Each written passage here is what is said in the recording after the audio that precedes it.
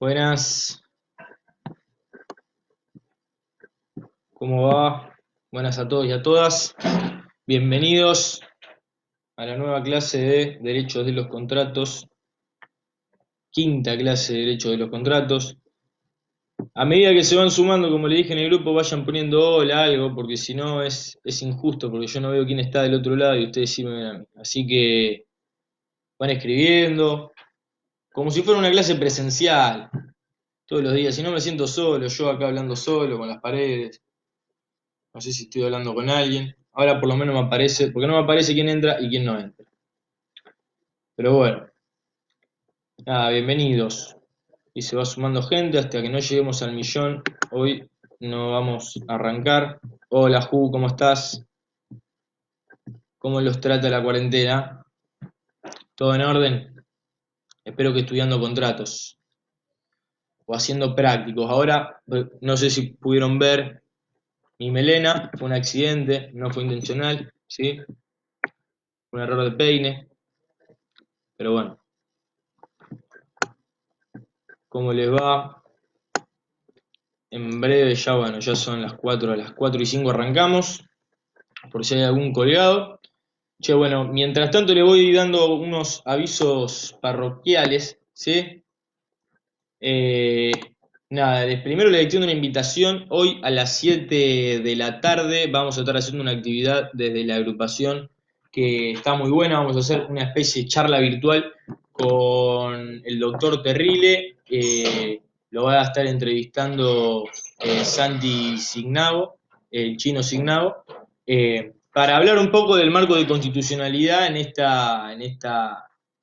momento de pandemia, de crisis. eh, y también abordando un poco lo que es lo que fueron bueno, los decretos del Ejecutivo, y nada, discutir un poco la constitucionalidad de esto o no, con dos constitucionalistas como estos, como el chino Signado y como el doctor Terrile. Hoy a las 7 por el Instagram de la agrupación, en vivo va a salir. Así que se lo súper recomiendo, está buenísimo discutir estos temas de actualidad. La idea es seguir instalando estas discusiones que son de total actualidad, ¿no? Y que todos tenemos una idea porque todos ya vimos acá constitucional. Pero bueno, eso por un lado. Y por otro lado, no sé si ya deben haber visto, nosotros la semana pasada hicimos unas encuestas para conocer un poco la situación de cada estudiante respecto al cursado virtual y a los exámenes, y para conocer la opinión. Ya vimos todo el resultado de todas esas encuestas y hicimos una propuesta que contempla gran parte, para no decir todas las opiniones que fuimos recibiendo y todas las ideas y todas las propuestas. Y ya la hicimos, el que no la llegó, avíseme, o bueno, está publicado en Instagram y en Facebook también. Así que el que la quiera pasar a pispear y le quiere agregar algo o hacernos alguna crítica, ya sea positiva o negativa, bienvenido sea, porque la idea es que esa propuesta nos represente a todos y a todas. Muy bien. Hola Pela, qué bueno eso. ¿Cómo están? ¿Vieron? Ya me va a crecer. Para cuando nos volvamos a ver ya voy a tener pelo de vuelta. Bueno, muy bien. Eso eran los avisos parroquiales que le quería dar, no me quería olvidar de nada. Genial. En el grupo venimos dando los temas, y yo ya lo sé, porque me vienen preguntando sobre prácticos, y venimos dando temas algo un poquito atrasados. ¿Cuál es la realidad? A nosotros desde los grupos nos parece fundamental que ustedes aprendan con H la parte general, porque es importantísimo que la sepan bien para poder avanzar con la parte particular de los contratos. Por eso que le hacemos mucho énfasis y estamos bastante tiempo con esto. Más sobre todo porque en el cursado es lo que menos vieron, digamos, de cuánto cursaron, un par de clases nada más y después se terminó todo. Por eso mismo es que hacemos mucho énfasis en esto. Sabemos que los prácticos que le hacen a ustedes o las clases que está dando Hernández, les recomiendo que miren los videos de Hernández, que por ahí lo sube al campus, lo sube a YouTube. Véanlo, son interesantes, le va a servir y van a aprender bastante. Pero bueno, la idea es, obviamente, empezar a meterle ritmo para que lleguen ustedes a ver los prácticos, pero al mismo tiempo no dejar temas sin ver y sin que los entiendan. No vamos a manejar, como siempre, si tienen alguna duda, lo ponen en los comentarios y vamos trabajando así, me frena. Si voy muy rápido me frenan, hoy tenemos varias cosas para ver. Así que nada, habiendo dicho esto, vamos a arrancar. La idea de hoy es ver efectos de los contratos, ¿sí? Veníamos viendo que vimos de qué es un contrato, vimos los elementos del contrato, vimos el objeto, la causa, vimos el consentimiento, vimos cuándo se forma un contrato, ¿sí? A partir de cuándo tenemos un contrato. ¿Se acuerdan que en la primera clase dijimos que nuestro código tenía una concepción subjetiva? Nos decía que el contrato, hay contrato cuando hay dos consentimientos que se unen en sí, ¿sí? Que coinciden. Eso nos dice la concepción subjetiva. La concepción objetiva nos decía que cuando cambia cuando cambian los bienes de un patrimonio a la otra. Pero nuestro código tiene una concepción subjetiva, ¿sí? Entonces nos importa mucho la formación del consentimiento a nosotros. Y lo que hablamos es que el consentimiento se puede formar de dos formas, entre ausentes y otra entre presentes. Entre presentes en forma inmediata y entre ausentes con la aceptación con la recepción de la aceptación, ¿sí?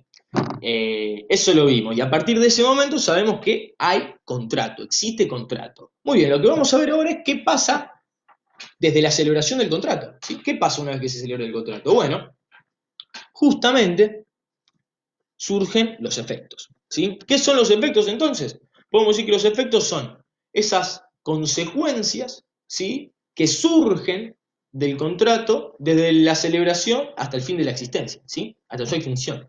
Son esas consecuencias, esos derechos y deberes que surgen del contrato.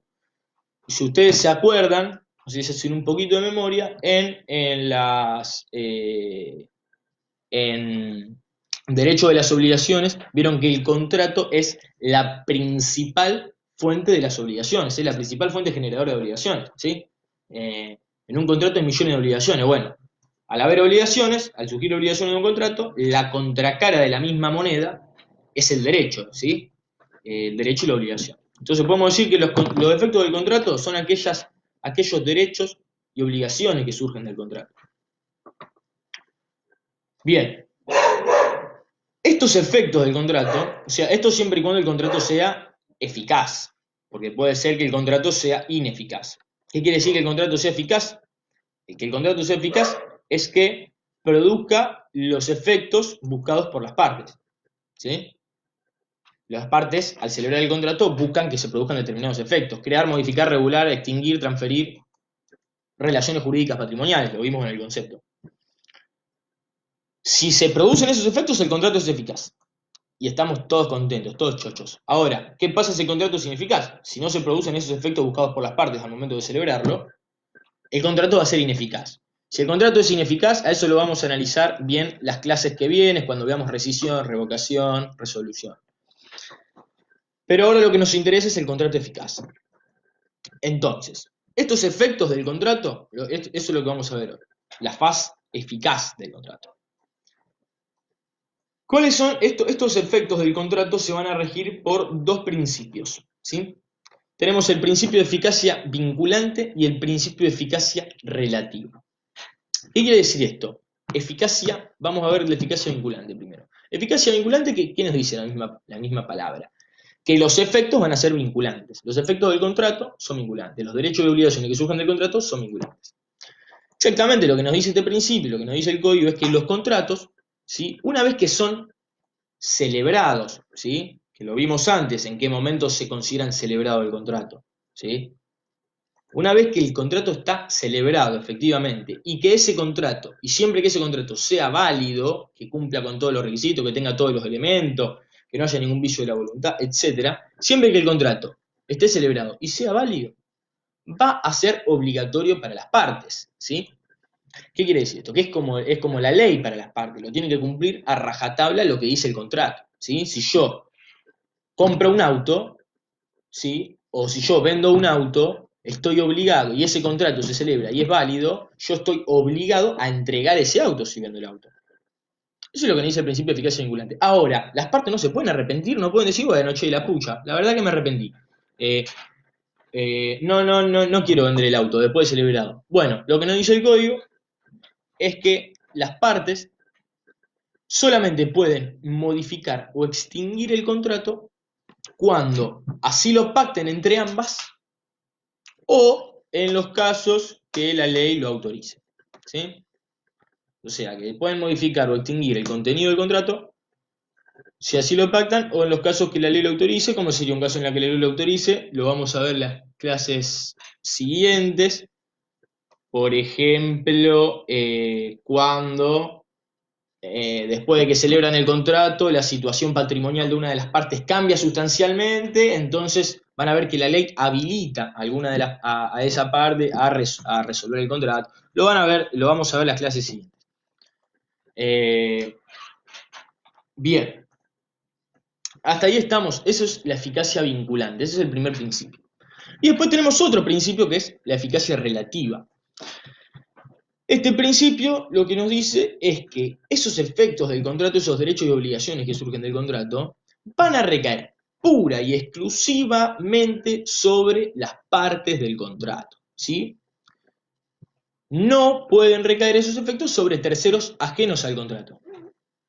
Los terceros son de palo, es así, como dice el dicho. Los efectos recaen solamente sobre las partes. ¿Se acuerdan quiénes son las partes? Son esos centros de interés que existen, que son opuestos. Tenemos por un lado la parte compradora y la parte vendedora, por ejemplo, en el caso de una compraventa. Te dice, en principio, la regla general es esa, que solamente recae sobre las partes. Y después nos dice, salvo en los casos establecidos por la ley. ¿Qué quiere decir esto? Bueno, la doctrina interpreta que hay efectos directos e indirectos en cuanto a este artículo, ¿sí? La doctrina agarra y te dice, mira, en cuanto a esto resulta de que hay efectos directos, que esos sí son los que recaen sobre las partes, que son la obligación de entregar el auto, la obligación de pagar el auto, pero hay otros efectos que son indirectos, ¿sí? Que sí pueden llegar a incidir en la esfera de algún que otro tercero. Eso es lo que nos dice la doctrina. Pero bueno, la idea es que ustedes tengan eso en claro. Vamos a ver cuáles son los casos, esos casos en los que la ley autoriza a que los efectos que surgen de un contrato se extiendan a un tercero, a que esos derechos y obligaciones que surgen de un contrato puedan extenderse más allá de las partes y puedan llegar a algún que otro tercero. Lo vamos a ver hoy cuando veamos incorporación de terceros al contrato. Bien, estamos con eficacia vinculante y eficacia relativa. Estamos hasta ahí. Bueno, ahora yo digo que esos efectos van a recaer sobre las partes, ¿no? Ahora, ¿quién es parte de un contrato? Yo les pregunto a ustedes. Si les doy un caso práctico y ustedes me tienen que reconocer las partes de un contrato. Ustedes dirán, bueno, una pavada. Es el que celebra el contrato, dirán ustedes. El que va y firma, el que pone el gancho en el caso de que se celebre por escrito. Bueno, vamos a ver que no es tan así. Vamos a ver que hay 4 formas de ser parte de un contrato. La primera es quien lleva a cabo el acto en interés, a nombre y en interés propio, ¿sí? Ese es el ejemplo más burdo, el ejemplo más claro de todo. Yo me quiero comprar un auto, voy a la concesionaria y pongo el gancho, me compro el auto, ¿sí? Ahí que actúo en nombre propio, Santiago Tonelo, y en interés propio, porque soy yo el que se quiere comprar el auto. Bueno, ese es el primer caso. ¿Quién es parte del contrato? El que lleva a cabo el acto en nombre y en interés propio. Bien. Después tenemos otro caso. Ahora, ¿qué pasa si yo agarro y le digo a mi hermana que me vaya a comprar el auto? O sea, yo me quiero comprar un auto y yo soy el interesado en comprarme el auto, pero la mando a mi hermana a la concesionaria a comprar el auto. Y es mi hermana la que va y celebra el acto a nombre suyo, obviamente, porque yo no le di un poder para que me represente, ¿sí? Ahora voy a explicar bien esto del poder para que me represente.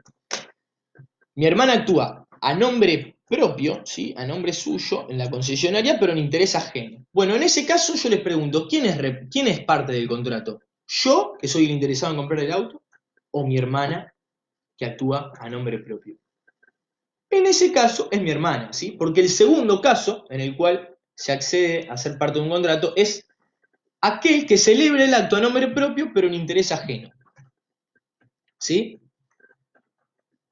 Bien, ahora yo lo que le quiero aclarar es que es la representación. Ustedes saben lo que es la representación, esto lo vieron en privado parte general seguramente, pero mucha bola no creo que me deben haber dado cuando daba el grupo de privado. En obligaciones también lo ven, pero tampoco seguramente me deben haber dado bola, así que lo voy a explicar ahora.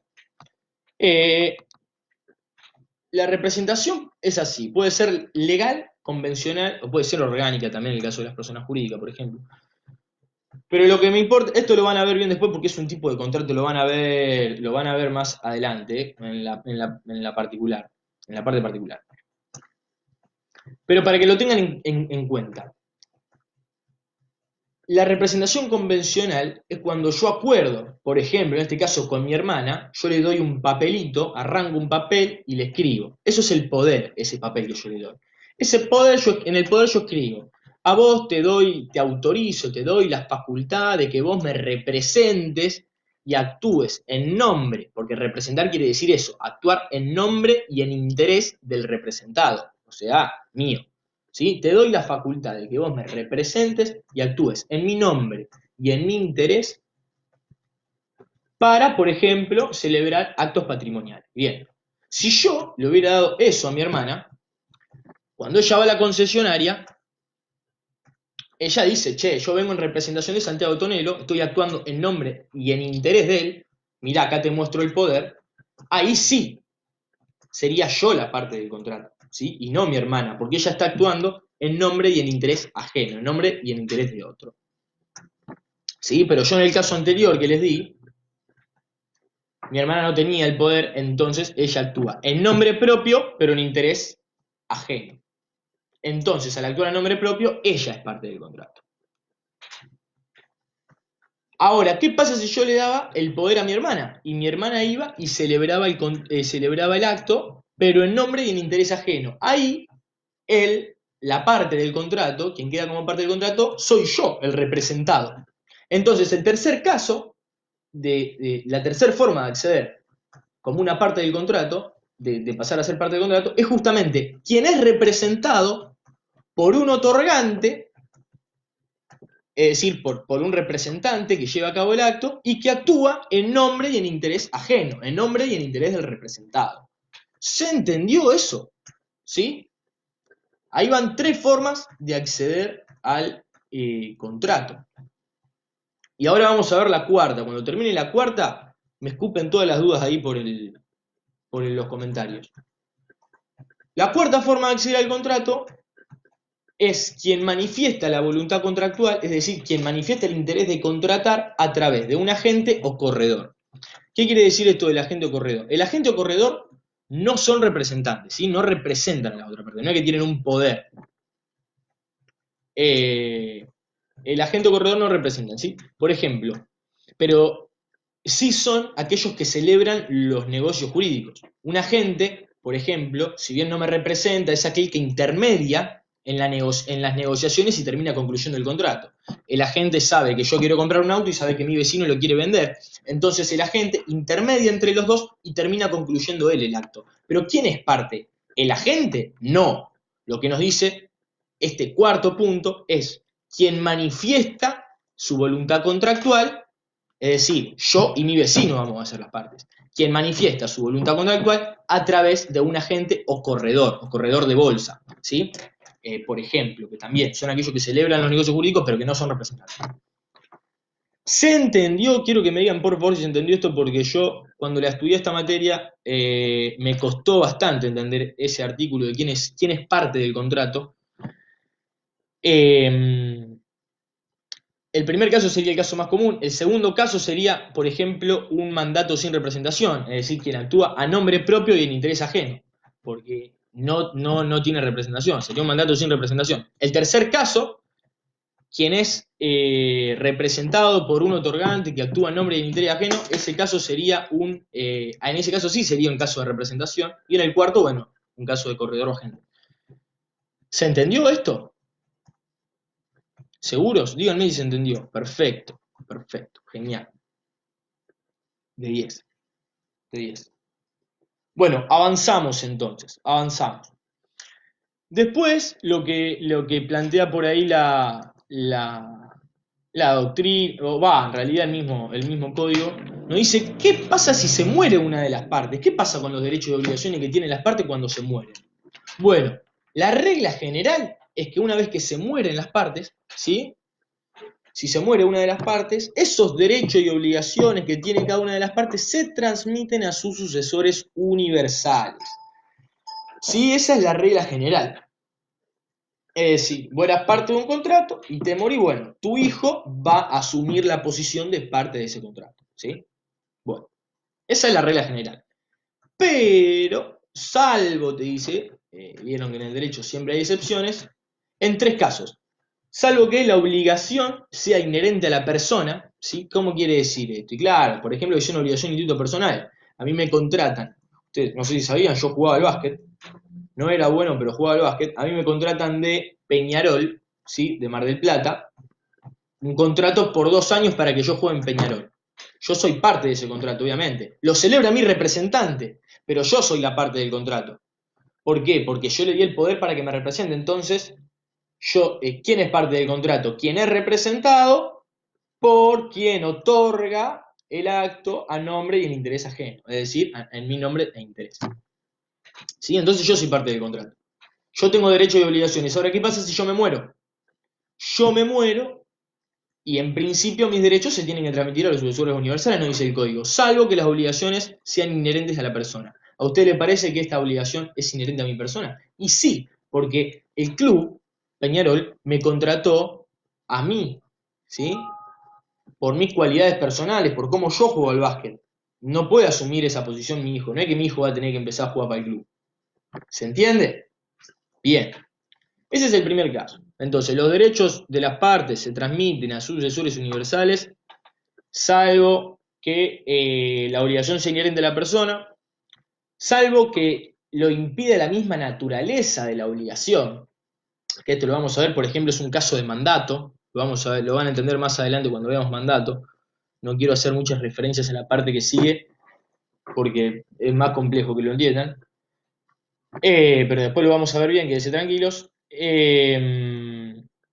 Y cuando esté prohibido también expresamente por una cláusula del contrato o por la ley. ¿Sí? O sea, cuando el mismo contrato sea el que prohíbe que los derechos y obligaciones de las partes se transmitan a sus sucesores universales. O cuando sea la ley la que prohíbe eso. ¿Se entendió esto hasta acá? Avanzamos. Si tienen dudas, las juegan ahí. Genial. Bueno, y después también está la discusión doctrinaria de los acreedores. ¿Sí? Por ejemplo, Nicolau nos dice que los acreedores en determinados momentos pueden llegar a ser parte del contrato.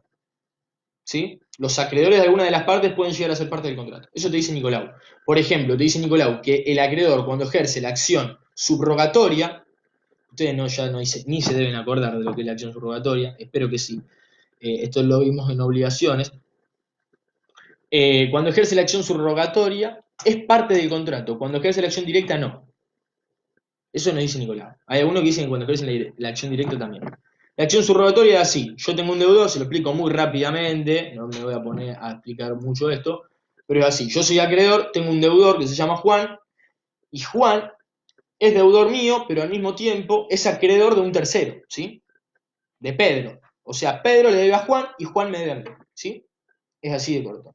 ¿Yo qué hago? Como Juan no tiene bienes en su patrimonio, Juan, mi deudor, no tiene bienes en su patrimonio, yo inicio la acción subrogatoria, perdón. Subrogatoria quiere decir que me pongo en el lugar de Juan, en el lugar de mi deudor, y ejerzo los derechos que él tiene contra el tercero, ¿sí? Contra Pedro. ¿Para qué? Para que Pedro le pague, para que ingresen bienes al patrimonio de Juan, mi deudor, y yo después volver a mi posición de acreedor, ejecutar los bienes que tiene Juan y así cobrar mi deuda. Lo que dice Nicolau es que el acreedor, cuando se subroga, cuando ocupa el lugar del deudor, pasa a ser parte del contrato entre Juan y Pedro. ¿Me explico? Eso es lo que dice Nicolau. En la acción directa no, porque en la acción directa es distinto. En la acción directa es la misma situación. Yo tengo un deudor que se llama Juan y Juan al mismo tiempo es deudor mío, pero es acreedor de Pedro. ¿Sí? O sea, Pedro le debe plata a Juan y Juan me debe plata a mí. Y yo, en vez de subrogarme en la posición de Juan, en la acción directa me cobro directamente, le digo a Pedro, Pedro, en vez de pagarle a Juan, págame a mí. directamente. Si vos le debías 2.000 pesos a Juan, Juan me debe 1.000 pesos a mí. Bueno, dame 1.000 de los 2.000 pesos que le debía a Juan, dame 1.000 a mí. Eso es la acción directa. Es directamente contra el deudor. Me explico, en la acción directa lo que nos dice Nicolau es ahí, no, el acreedor no es parte del contrato. Hay una pregunta ahí. No. Eva Luna Beatriz, escuchá. Esto es así. Lo que nos dice Nicolau, esto es doctrinario. Lo que nos dice Nicolau es que en la acción subrogatoria, sí, el acreedor sería parte del contrato. Cuando ejerce la acción subrogatoria. Ahora, en la acción directa, lo que nos dice Nicolau es no, el acreedor no es parte del contrato. Aunque algunos autores opinan que sí. Pero esto, bueno, esto es doctrinario. Ustedes tienen que saber quiénes son partes del contrato, los 4 casos que le di yo anteriormente. Eso es lo que tienen que saber ustedes. Habiendo dicho esto, continúo. Hasta ahí estamos, ¿sí? Ahora, ¿qué me queda? Voy siguiendo con el programa. Bueno. Incorporación de terceros al contrato. Vamos a seguir ahora. ¿Qué pasa con la incorporación de terceros al contrato? ¿Qué es esto de la incorporación de terceros al contrato? Estos son casos en los que los efectos del contrato, estos derechos y obligaciones que surgen del contrato, se pueden llegar a extender a algún que otro tercero, ¿sí? Que no es parte del contrato, justamente porque es tercero. ¿Cuáles son esos casos? Bueno, tenemos distintos casos. Tenemos contratación a nombre de un tercero, promesa del hecho de tercero, estipulación a favor de un tercero, contrato por cuenta de quien corresponda, contrato por persona designada. Vamos a ver de a uno de estos casos. Estos son importantes, son temas de examen, para que lo tengan en cuenta. Bien, el contratación a nombre de un tercero. ¿Cuándo hay una contratación a nombre de un tercero? Acuérdense de lo que les hablaba yo de la representación, que cuando vos le das un poder a otro, ¿sí? Aclaro antes. ¿Cómo es el tema de la representación? Vos le das un poder a otro para que te represente. En ese poder vos detallás en los casos en que esa persona te puede representar. Y todos los actos que esa persona celebre con otra, ¿sí? En representación tuya, te obligan directamente a vos. Todos los efectos de ese contrato que esa persona celebra representándote a vos van a recaer sobre vos, ¿sí?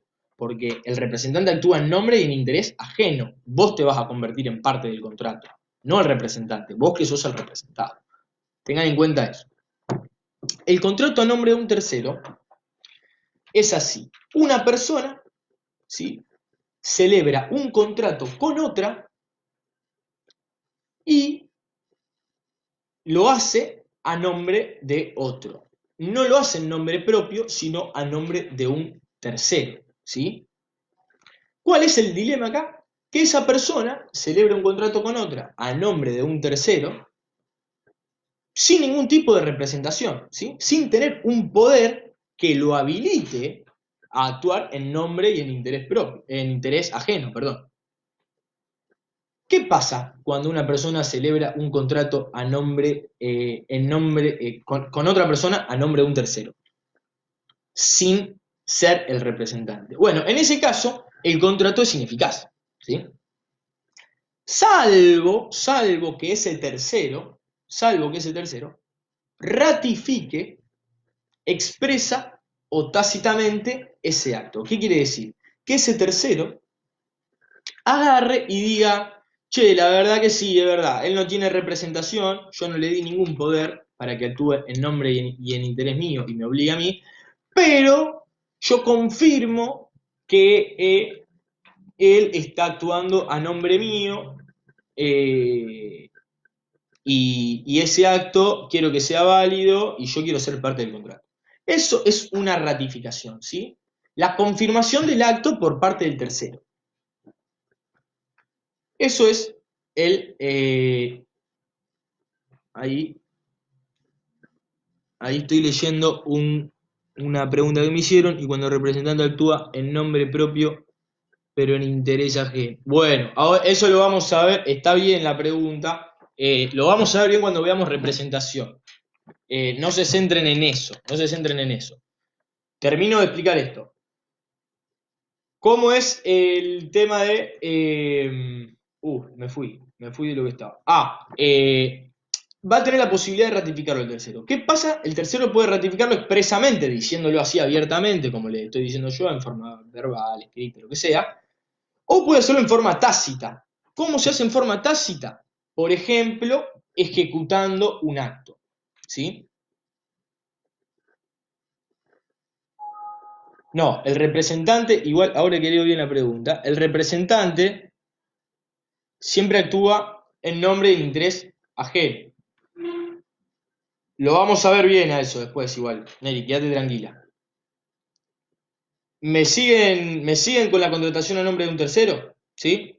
Puede hacerlo en forma expresa o en forma tácita. Si lo hace en forma tácita, por ejemplo, un caso de ratificación tácita es a través de la ejecución de un acto del contrato. ¿Qué quiere decir? Si ese tercero agarra, sin decir que confirma lo que hizo el otro, pero agarra y paga una cuota del auto, ya está, se entiende como una ratificación tácita, que ese tercero confirma que otra persona esté actuando en su nombre.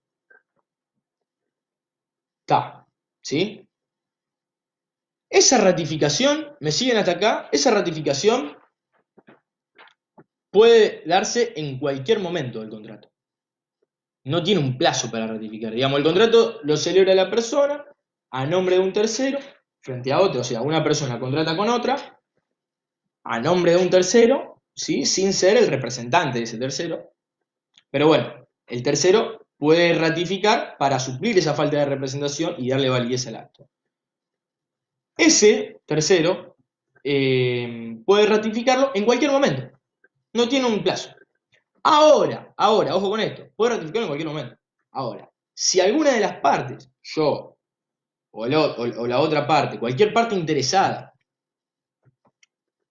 desde que lo requiere, digamos, lo requiere a eso, requiere que el tercero ratifique o no, ahí va a tener un plazo no mayor de 15 días para ratificar o no. ¿Me expliqué? La ratificación puede darse en cualquier momento. Ahora, si algún interesado le exige a ese tercero que ratifique o no el acto, ahí va a tener un plazo no mayor a 15 días para ratificar o no. ¿Y qué pasa? Si nada dice, es decir, si hay silencio, se entiende como la negativa a la ratificación. ¿Me expliqué? Con esto de la ratificación. Es importante todo el tema de examen, a mí me lo tomaron. Bien. Bien con esto de la ratificación. Bueno, ahora, ¿qué pasa una vez que el tercero ratifica? Que agarra y dice, sí, che, es verdad, yo está bien lo que dice él, por más que no tenga el poder, yo no le he llevado el poder, él actúa en nombre mío, quédate tranquilo, va a celebrar, yo me hago cargo. ¿Qué pasa una vez que eso? Bueno, una vez que se da la ratificación por que el tercero ratifica, se autoriza la actuación de las partes, ¿sí? El tercero, que pasa a ser parte, y la otra parte con la cual celebré yo, que actúa en nombre de ese tercero, se autoriza la actuación y pueden empezar a ejecutar actos propios del contrato, entregarle el auto, exigirle la entrega del auto, exigirle la entrega de la plata, entregar la plata, bla, bla, bla, bla.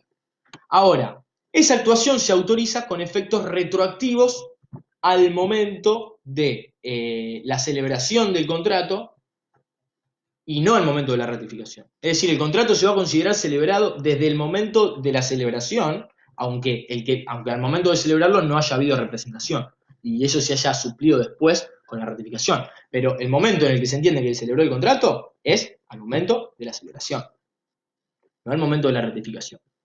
Y te dice, sin perjuicio, o sea, se considera celebrado, se autoriza la actuación de las partes y se considera celebrado con efecto retroactivo al momento de la celebración,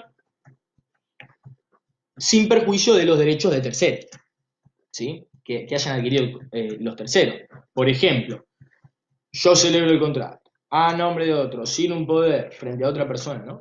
Celebro un contrato con otra persona, a nombre de un tercero, ese contrato es ineficaz.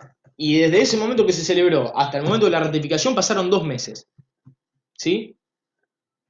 Bueno, te dice que una vez que se ratifica, el contrato se considera celebrado desde el momento de la celebración, no desde el momento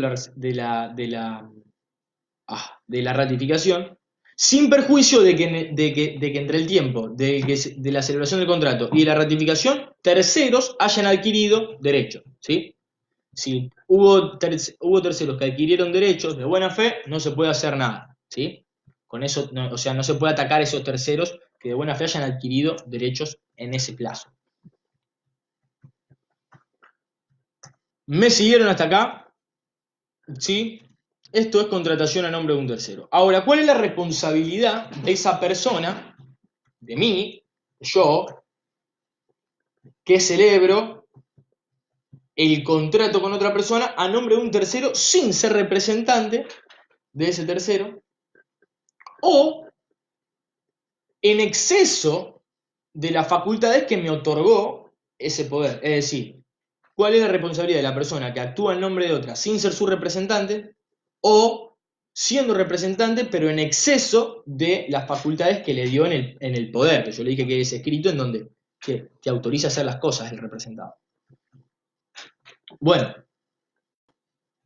justamente esa persona va a responder frente a la otra parte con la que está contratando, frente a los daños que esa otra parte sufra, ¿sí? Por haber confiado en la celebración. Supongamos que esto es un alquiler, ¿no? La otra parte tiene un departamento, yo le digo que se lo voy a alquilar a nombre de un tercero, al cual yo no represento, ¿sí? O sí soy su representante, pero en el poder no me autoriza a celebrar este tipo de actos. Entonces yo actúo sin ser su representante o en exceso de la facultad que él me otorga. ¿Qué va a pasar ahí? Bueno, si la otra parte a la que yo le estoy diciendo que le voy a alquilar el contrato, supongamos que ese tercero al final no me ratifica, obviamente, porque nunca quiso alquilar un departamento, el contrato va a caer. Y yo voy a ser responsable por los daños que sufra la otra parte, que por ejemplo pintó todo el departamento porque pensó que yo se lo iba a alquilar, porque pensó que yo era un representante real. ¿Sí? Ahí está. ¿Me escuchan? Porque acá me dicen que se cortó.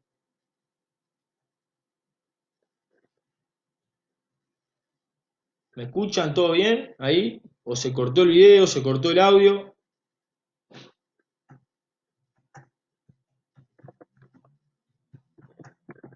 A ver. Ahí. Díganme cuándo vuelve la normalidad.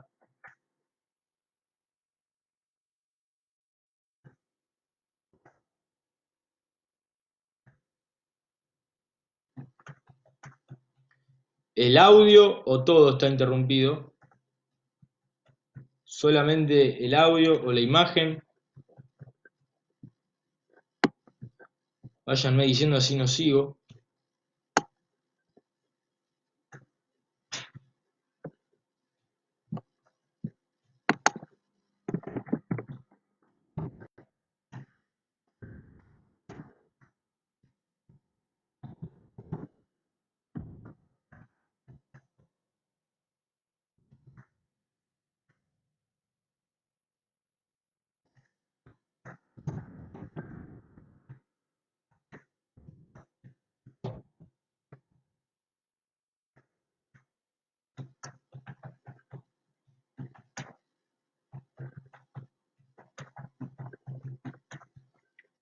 Díganme a ver si vuelve o no vuelve. ¿El audio se ve? ¿Se escucha? ¿Algo? Al parecer no.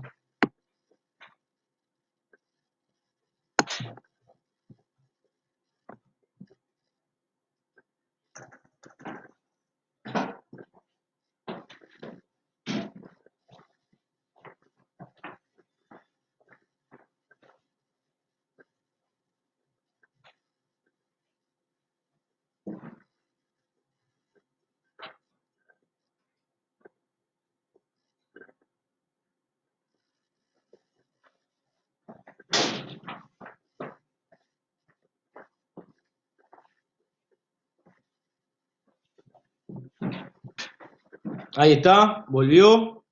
Genial, ¿sí? A ver, ¿me escuchan? ¿Todo ok?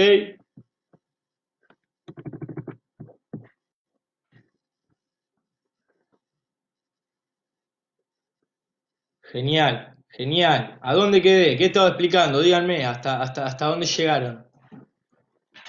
¿Hasta dónde llegaron a escuchar?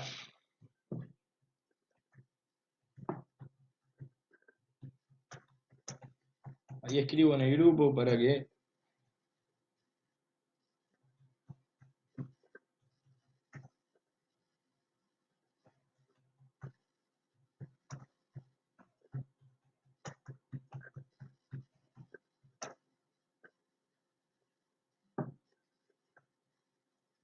Genial, bueno. Avanzamos entonces, bien. Del contrato sin... Ahí está, genial, bueno. Ahí está. Entonces, ¿quién contrata? Genial. Vamos a ver la responsabilidad de quien celebra el contrato sin, sin ser representante de otro o en exceso de las facultades que el otro le da, ¿sí? O sea, quien actúa quien contrata con otro sin ser el representante o siendo representante, pero en exceso de la facultad. Bien, excelente, excelente. Esto es así. Por ejemplo, yo agarro y le voy a alquilar el departamento a otro, ¿sí? Hay alguien que es dueño de un departamento y yo le digo, che, te alquilo el departamento, pero a nombre de un tercero del cual yo no soy su representante. O sí soy su representante, pero él en el poder no me autoriza a celebrar ese tipo de actos patrimoniales. Entonces, ¿qué pasa? Yo celebro ese contrato con él, el otro, el dueño del departamento me pinta todo el departamento, todo hermoso, pero después el tercero, como yo no soy su representante, ni nada, o estoy actuando en exceso de mi facultad, ese tercero no lo ratifica el acto. Entonces el acto queda ineficaz. ¿Y qué va a pasar ahí? Yo, que actúo en nombre del tercero,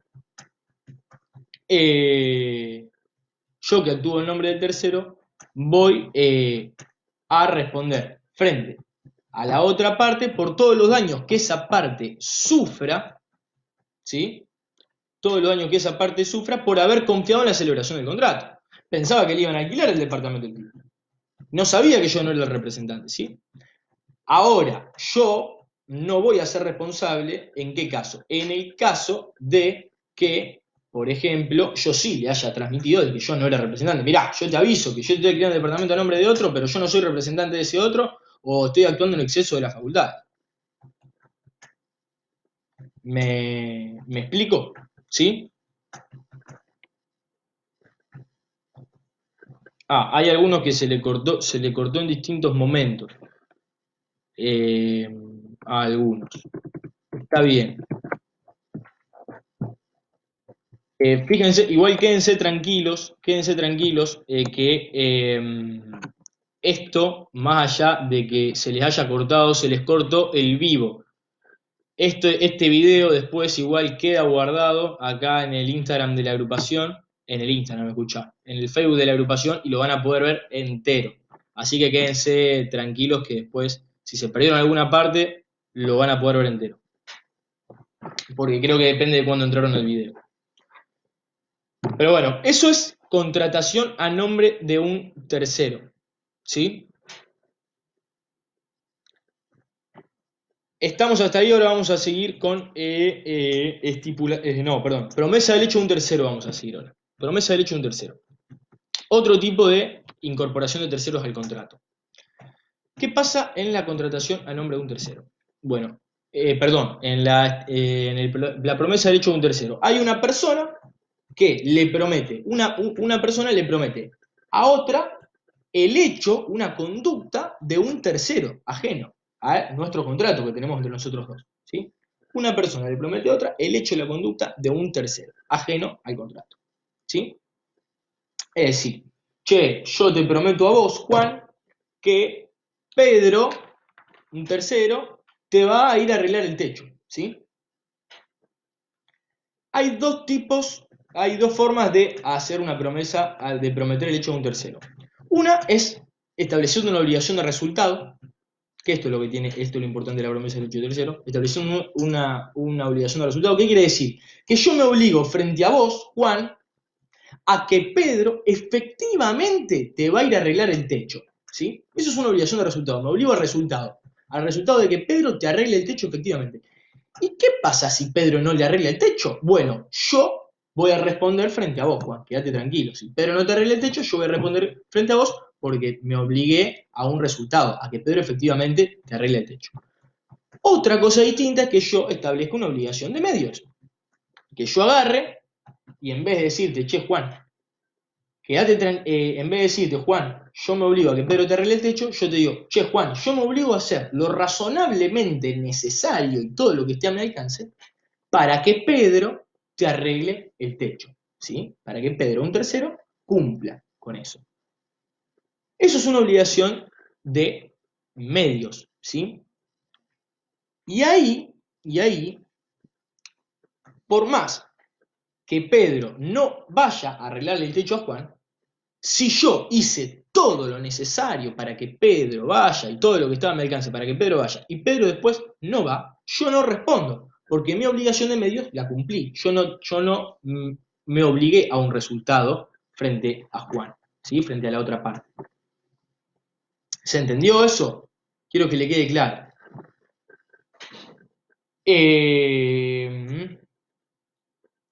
Ahora, ¿qué pasa? Si Pedro no va porque yo no hice lo razonablemente necesario, es decir, si Pedro no cumple con la otra parte, si el tercero no cumple porque yo no hice lo razonablemente necesario, en ese caso sí voy a responder.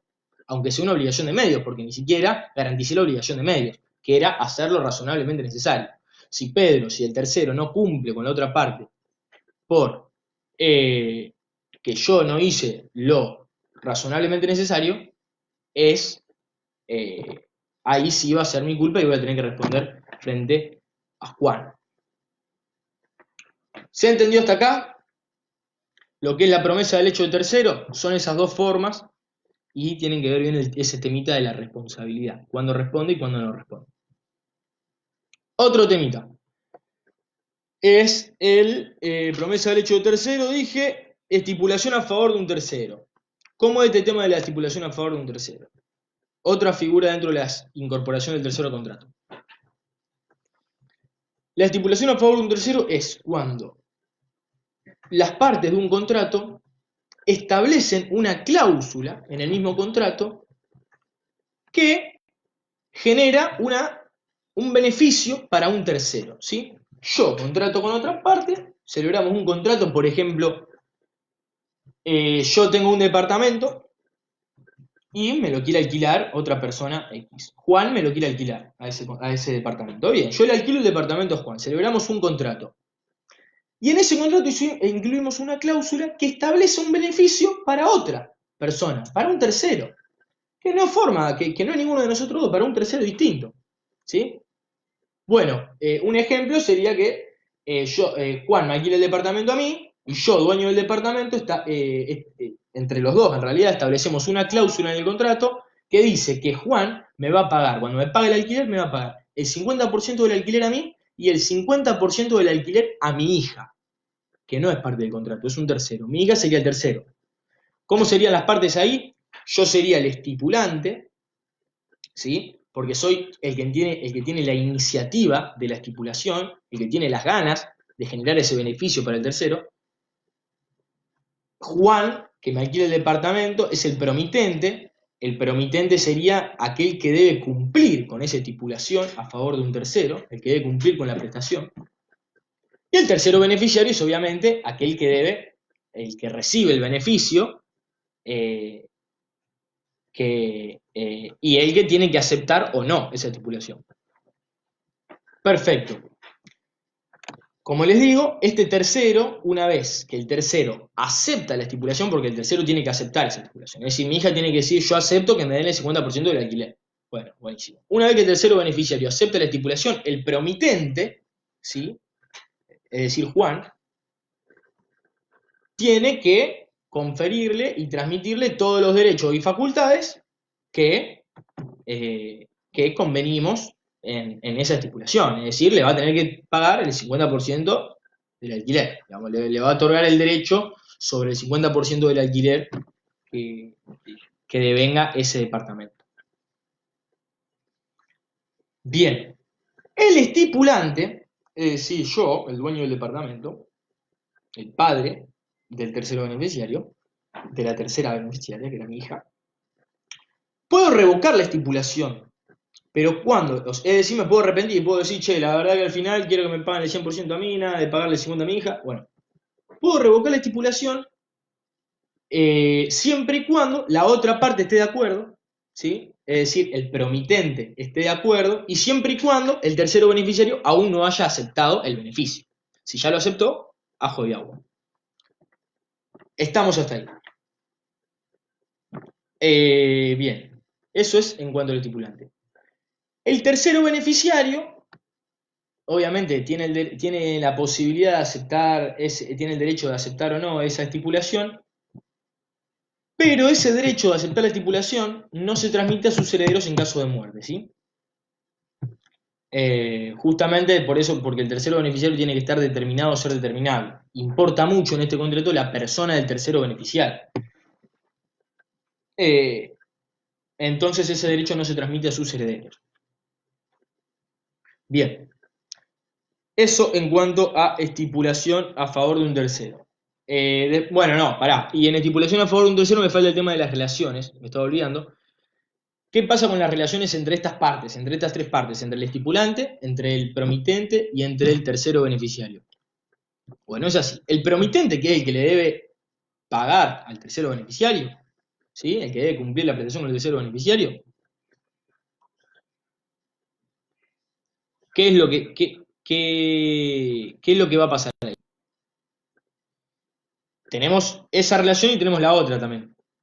Tenemos la de el estipulante con la del promitente. Primero vamos a hablar del promitente con el tercero beneficiario. El promitente con el tercero beneficiario le va a poder oponer todas las excepciones derivadas del contrato básico. ¿Qué quiere decir esto?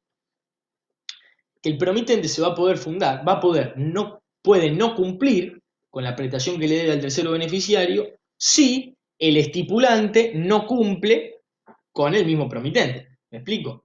Vamos al ejemplo que les di hoy del alquiler. ¿Qué pasa si el estipulante no cumple con la entrega del departamento, no me entrega la llave del departamento? Yo no te voy a pagar el 50% del alquiler al tercero beneficiario. ¿Me explico?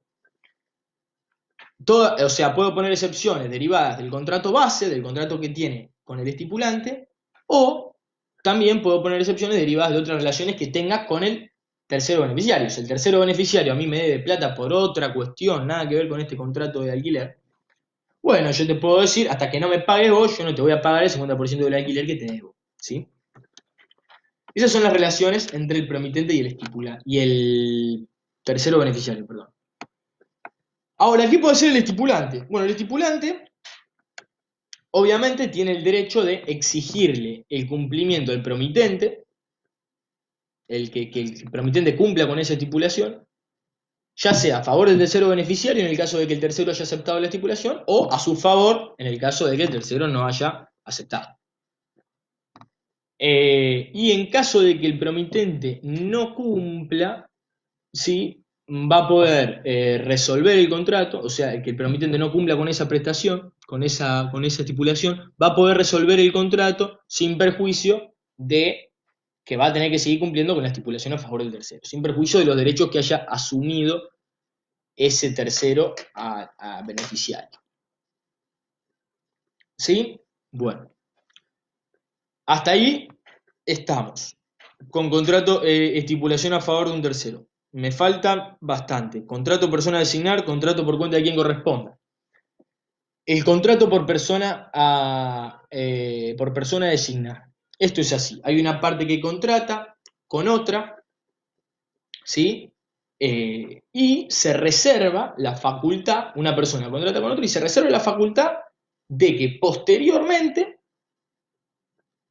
designar a otra, a un tercero, ¿sí? A un tercero desconocido que aún no conocemos, para que ocupe su posición contractual. Es decir, para que ocupe el lugar de parte del contrato que ahora está ocupando ella. ¿Sí? Por ejemplo, mi vecino está vendiendo el auto, mi hijo es menor de edad todavía, entonces yo celebro el contrato, voy, compro el auto, yo le quiero comprar un auto a mi hijo. pero mi hijo es menor de edad. Entonces yo celebro el contrato con mi vecino, pero me reservo la posibilidad de designar a un tercero, ¿sí?, que asuma mi posición contractual.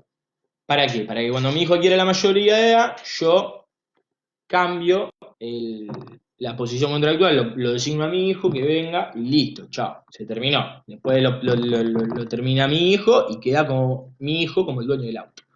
¿Sí? Eso es la contratación por persona a designar. ¿Sí? ¿Qué va a pasar con esto? Van a ver que hay un plazo, ¿sí? Hay dos prohibiciones. No se puede, esta reserva no se puede hacer en los contratos en los que se prohíbe que sean celebrados por representantes y en los que las características de los sujetos es determinante, ¿sí? Por ejemplo, los contratos de indulto personal. El mismo ejemplo que da hoy, si a mí me contratan para jugar al básquet, un equipo de básquet, yo no puedo celebrar el contrato y reservarme esta facultad, ¿no? Porque sería medio ilógico. Si a mí me contratan justamente por mis cualidades personales, yo no puedo después, a los 2 meses, designar a otra persona que asuma mi posición contractual, que empiece a jugar para obra sanitaria. ¿Me explico? Excelente. Esos dos casos no se podría llevar en ese caso el contrato por persona a designar. No se podría reservar esa facultad a ninguna de las partes. Ahora, desde el momento, bueno, obviamente, una vez que se lleva a cabo la designación, es decir, en cualquier momento posterior, esa persona que se reserva la facultad designa a un tercero, ¿sí? En este caso, en el ejemplo que estaba dando del auto, mi hijo, yo designo a ese tercero para que ocupe mi posición contractual, mi hijo tiene que aceptar, ¿sí?, asumir esa posición contractual y esa aceptación se le tiene que comunicar a la otra parte, digamos, con la que yo contraté, es decir, a mi vecino, que es la parte que no hizo ninguna reserva, digamos, que no se reservó la facultad de designar a otro que ocupe su posición. Y una vez que se comunica eso, asume la posición contractual ese tercero, ¿sí?, con efecto retroactivo al momento de la celebración. No es que empieza a ser parte a partir de ahí, no, se entiende que empieza a ser parte del contrato ese tercero desde el mismo momento de la celebración del contrato. Genial. Hasta ahí me siguieron. Espero que sí. Bueno, ¿y cuánto tiempo tiene para hacer ahí está, pará. El que escuchaste una sola orden que ahí me aparece eso nada más.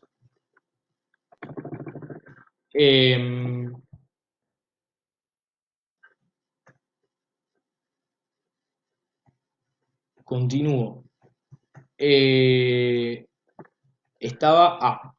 Me perdí, me fui. ¿En qué estaba? Contrato por persona designada. ¿Qué pasa? Claro, tiene un plazo esto.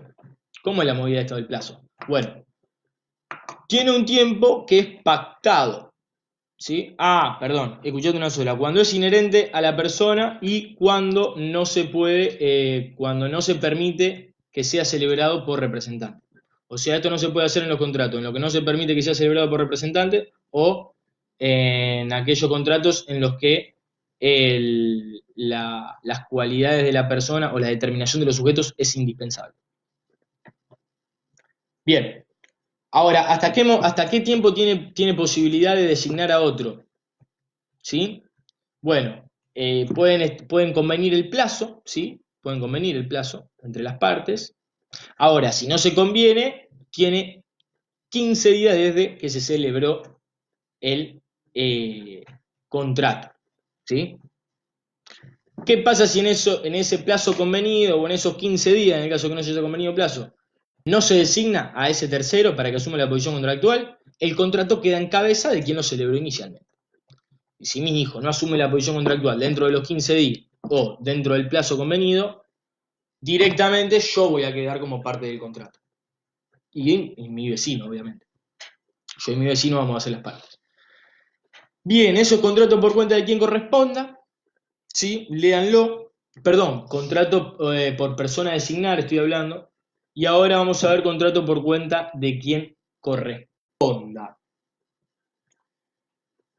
El contrato por cuenta de quien corresponda es, no es similar. Estos son todos temas de examen, ténganlo en cuenta. Yo, está bien que lo estamos dando así medio de la apurada, pero es porque ya voy una hora de clase. Pero son todos temas de examen. Esto es cuando el contrato por cuenta de quien corresponda, una persona celebra un contrato con otra, ¿sí? Por cuenta, es decir, a nombre, ¿sí? A nombre de otro, de un tercero, que no se sabe ni quién es, ¿sí? ¿Y cómo vamos a ver quién es el tercero? Bueno, lo va a determinar un hecho incierto y futuro, ¿sí? Eh, Vos celebrás un contrato por una persona celebra un contrato por otra que no se sabe quién es, ¿sí? Es incierto. Por eso se dice que este contrato está sujeto a condición suspensiva, ¿sí? Porque los sujetos no van a estar determinados, ¿sí? Y no va a empezar a producir efectos desde hasta que directamente se genera ese hecho que individualiza a ese tercero. No se sabe quién es. Por ejemplo, si vos querés comprar un terreno, ¿sí? Y ese terreno se está dividiendo, ¿sí? Porque, no sé, era del padre de una familia grande y se está dividiendo entre los hermanos. Todavía no se sabe quién es dueño de ese terreno que quiere comprar vos. Pero bueno, por eso, ¿qué tiene que pasar? Es un contrato por persona a designar. ¿Por qué? Porque ese contrato se celebra por cuenta de quien corresponda, al que le corresponda. ¿Vieron como el cheque? Al portador. Este es un cheque a quién, al portador, no sé a quién, al que lo tenga en la mano en el momento del cobro. ¿Me explico? Bueno, en este ejemplo, justamente, el hecho que va a determinar quién es ese que corresponde, quién es esa persona, es la división del terreno. Una vez que se divide el terreno, bueno, se va a saber y ahí se va a cumplir la condición suspensiva y va a empezar a producir efectos del contrato. Eso es el contrato por cuenta de quien corresponda. ¿Se entendió eso? Bien. No me estoy, bueno, me quedan contratos conexos. Bien. Lo voy a dar igual a contratos conexos y seña. Ya sé que me excedí un poquito. Vamos a llegar a la hora y cuarto, pero lo vamos a dar igual. Contratos conexos. Rápidamente. ¿Qué pasa con los contratos conexos? ¿Qué son los contratos conexos? Son contratos autónomos. Perdón, las dudas que tengan a partir de ahora, no sé si están todos en el grupo de WhatsApp, si no voy a hacer así. Voy a dejar mi número acá, 3364-39-80-24. Lo voy a comentar y cualquier duda que le quede de esta clase, después la hacen en el grupo porque no voy a llegar a dar todo, sino el que no está en el grupo me manda ese número y lo agrego al grupo, ¿sí? Así llevo a dar todos los temas esto y después me hacen las preguntas por el grupo. ¿Les parece? Esto es así. Los contratos conexos son contratos que son autónomos. Todos contratos autónomos, distintos unos de otros, ¿sí? Son contratos autónomos que están vinculados entre sí por tener una finalidad económica común, ¿sí? Pero son contratos distintos, pero están vinculados porque tienen una finalidad económica común. Van todos para una misma dirección, tienen toda una misma finalidad económica. Comparten eso. Es lo único que comparten, porque después son contratos autónomos.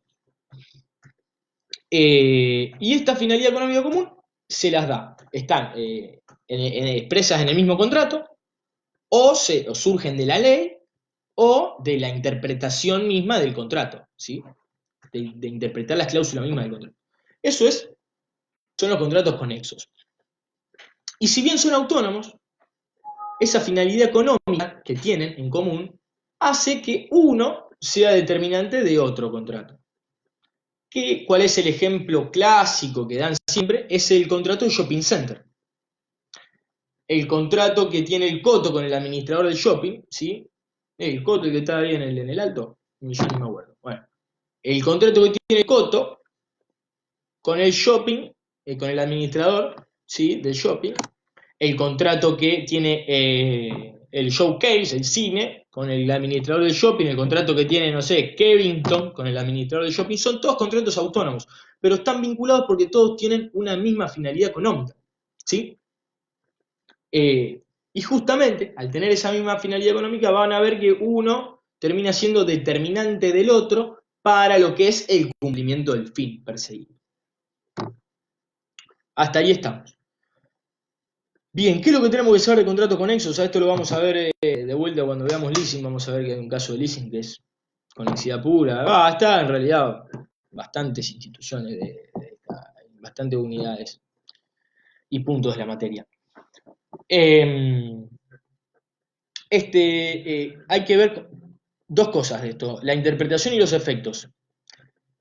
La interpretación, ¿cómo se debe interpretar un contrato conexo? Bueno, lo que nos dice el código es que se debe interpretar en sentido grupal, no se puede interpretar individualmente a los contratos conexos. Contratos conexos son, por ejemplo, el contrato del shopping con el administrador del shopping, el contrato del supermercado con el administrador del shopping, el contrato de Kevin, el contrato de cine, ¿sí? Son contratos conexos. Esos contratos se deben interpretar en forma grupal, te dice, no en forma individual. Se debe tener en cuenta su finalidad económica común. Nos dice el código que se deben interpretar los unos a través de los otros, dándole un sentido grupal, ¿sí? Eso es lo que tienen que tener un poco en cuenta. Y después los efectos. Van a ver que los efectos de estos contratos conexos, los efectos, lo que le pasa a un contrato le termina afectando al otro, ¿sí? Porque están conectados por ese vínculo, por esa finalidad económica común. ¿Qué pasa? Te dice que los contratantes van a poder oponer excepciones de incumplimiento por incumplimiento derivados de contratos ajenos. ¿Cómo es eso? ¿Qué quiere decir eso? Bueno, que si el del Coto no le paga el alquiler del local que tiene, del shopping, yo, el de Kevington, tampoco le voy a pagar al administrador el alquiler de mi local, ¿sí? Porque justamente es lo que dice el código, va a poder oponer excepción de incumplimiento por incumplimientos ajenos. Yo no cumplo si el otro no cumple, sería. Y también, ¿qué pasa con la extinción? ¿Afecta o no afecta la extinción al resto de los contratantes? Sí, afecta, obviamente. Si el Coto se va del supermercado y yo también me voy a ver afectado, porque ya no va a haber un supermercado en el shopping y tal vez no venga tanta gente, y mi finalidad económica tal vez se vea frustrada. Lo mismo si se va al cine y demás. ¿Se entendió esta vinculación que hay entre los contratos conexos? Importante esto de los contratos conexos. Suelen preguntar pregunta de examen. Ahora voy a ver por último la seña y ya con esto nos despedimos, ¿sí? Y cualquier duda que tengan me mandan al grupo o al privado, no hay ningún problema. Y los que no están en el grupo de WhatsApp anotan el número este que les puse ahí, que es mi número, y me mandan un mensajito así los agrego al grupo de WhatsApp. Bien, ahora por último vamos a ver la seña, ¿sí? ¿Qué es la seña? La seña es una cláusula más que las partes establecen en el contrato. No es una cláusula esencial de los contratos, ¿no? La seña. Es una cláusula accidental. Es decir, ¿qué quiere decir esto? Que no es necesario que esté en todos los contratos la seña, digamos, esta cláusula. Se puede poner como no. Es una cláusula accidental, ¿sí? Que las partes pueden establecer en el contrato al momento de la celebración o en un momento posterior a la celebración. Siempre y cuando todavía no haya habido ningún acto ejecutorio del contrato. ¿Qué quiere decir esto del acto ejecutorio? Que ninguna parte haya empezado a ejecutar alguna obligación, a cumplir con algún acto del contrato.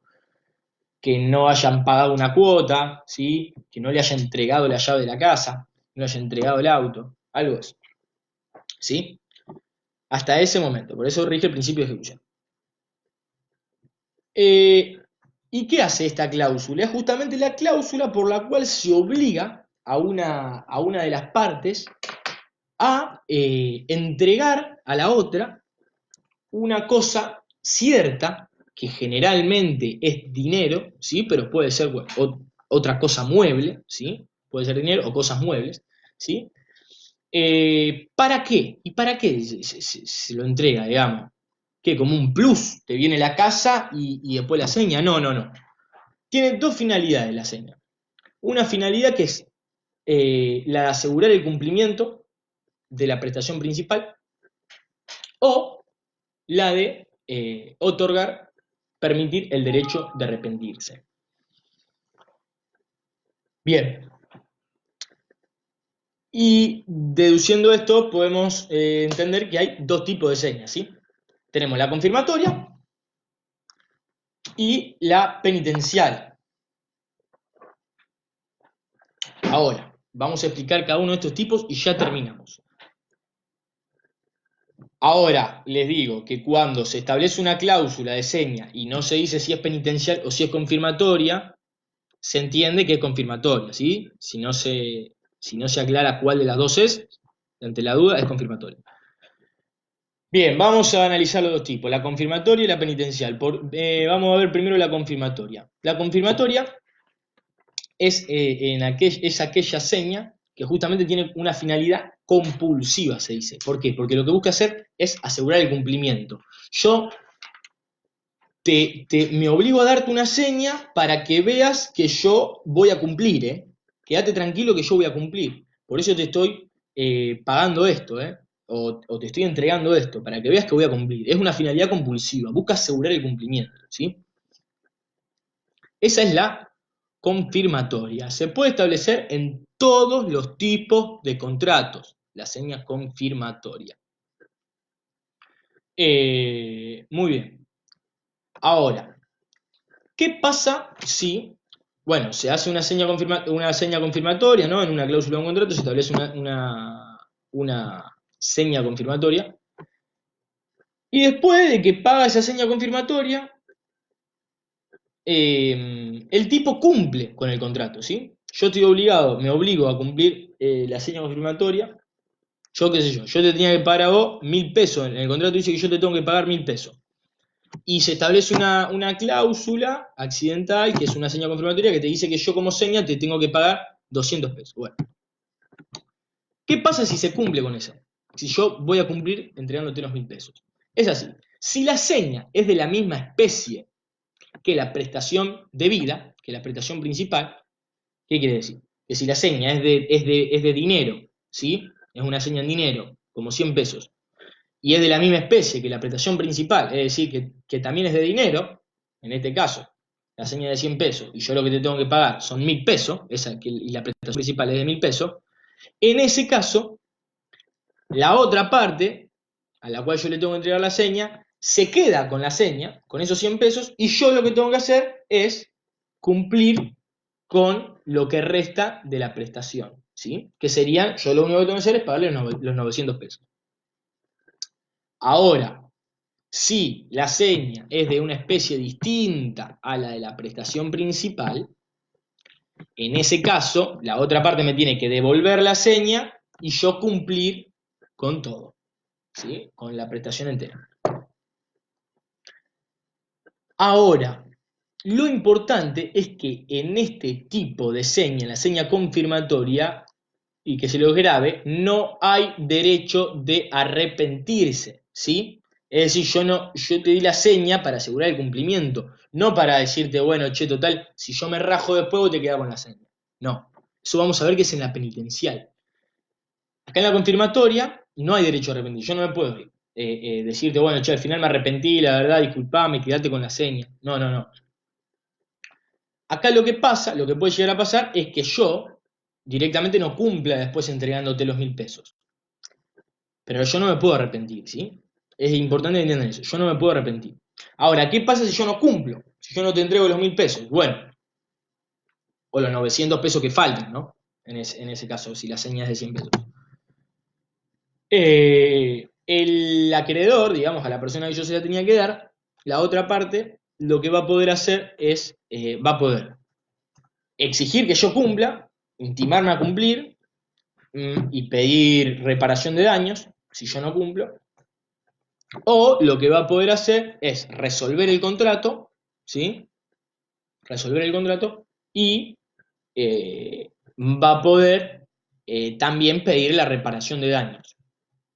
En principio, a la seña me la tiene que devolver, pero ¿qué pasa? Si resuelve el contrato y pide reparación de daños y perjuicios, o si me ejerce, o si quiere, me intima a cumplir más reparación de daños y perjuicios, él se podría llegar a quedar con la seña como forma de pago de los daños y perjuicios, ¿sí? Como forma de pago de la indemnización, que yo le voy a empezar a deber. ¿Se entendió eso? Pero en principio, si no, la tiene que devolver, ¿sí?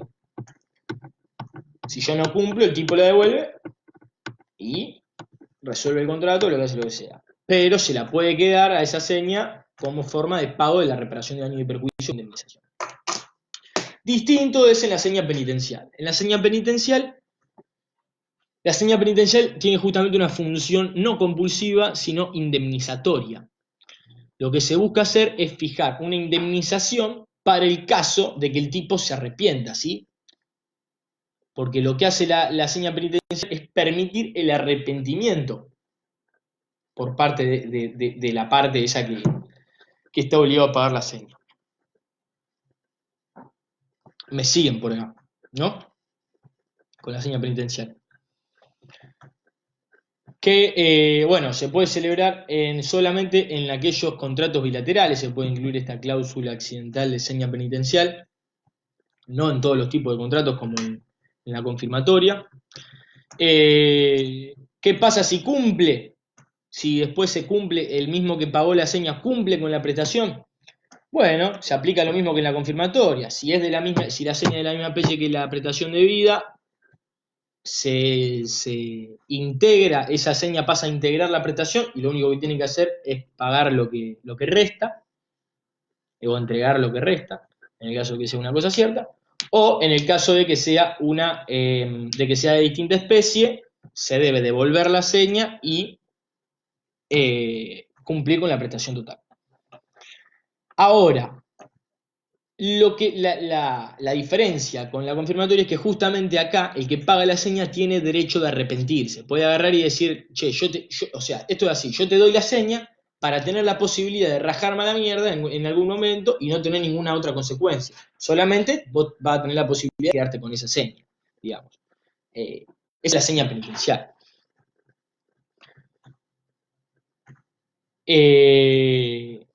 Bien. Ahora, ¿qué pasa? Si el que se arrepiente, ¿sí? El que se va, el que dice al final, che, me arrepentí, no voy a contratar, ¿es el que pagó la seña?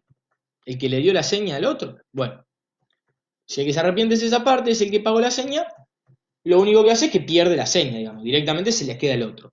Ahora, si el que se arrepiente es el que recibe la seña, debe devolvérsela a quien la pagó y además la debe devolver duplicada, doblada, ¿sí? Si vos me diste 100 pesos, yo te devuelvo los 100 pesos y además te pago 100 pesos más.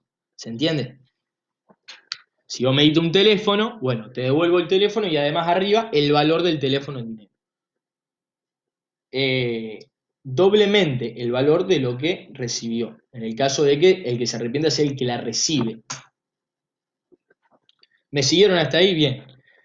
¿Hasta qué momento tienen tiempo de arrepentirse las partes? ¿Hasta qué momento tienen tiempo de arrepentirse? Bueno, en el caso de que hayan fijado un plazo las partes, hasta el momento del vencimiento de ese plazo, o hasta que, si no fijaron plazo, hasta el momento en el que se ejecuta algún acto propio del contrato, por ejemplo, hasta que se paga la primera cuota, hasta que se entrega el auto, hasta que hay principio de ejecución, o hasta que se incurre en mora. ¿Sí? ¿Se entendió esto? Creo que no hay nada más. Perdón que fui bastante rápido, pero bueno, ya vamos 1 hora y 20, ya hay varios que se fueron. Las dudas que tengan, me mandan al privado, no hay ningún problema. Los que no están en el grupo de WhatsApp, avisen y me mandan un mensajito del número de teléfono que están en los comentarios para que los agregue al grupo y ahí me hacen todas las preguntas que les surjan de esta clase. Espero que se haya entendido. Les mando un saludo, espero vernos pronto por algún otro medio, por la facultad, cuando sea posible y se den las condiciones. Pero bueno, y le dejo la invitación, obviamente, hoy a las 7 de la tarde por el Instagram de la agrupación vamos a estar hablando con el doctor Terrile, el chino Signado va a estar hablando con el doctor Terrile, un poco de la constitucionalidad de esta pandemia, de esta situación de crisis, de los DNU del Poder Ejecutivo, son constitucionales, no son constitucionales. Está bueno para ponerlo en discusión como estudiantes de Derecho. Eh, pero bueno, nada más que eso. Gracias, espero que les haya gustado, que les haya servido. Nos vemos el martes que viene. Cualquier duda, al privado o al grupo de WhatsApp. Nos estamos viendo.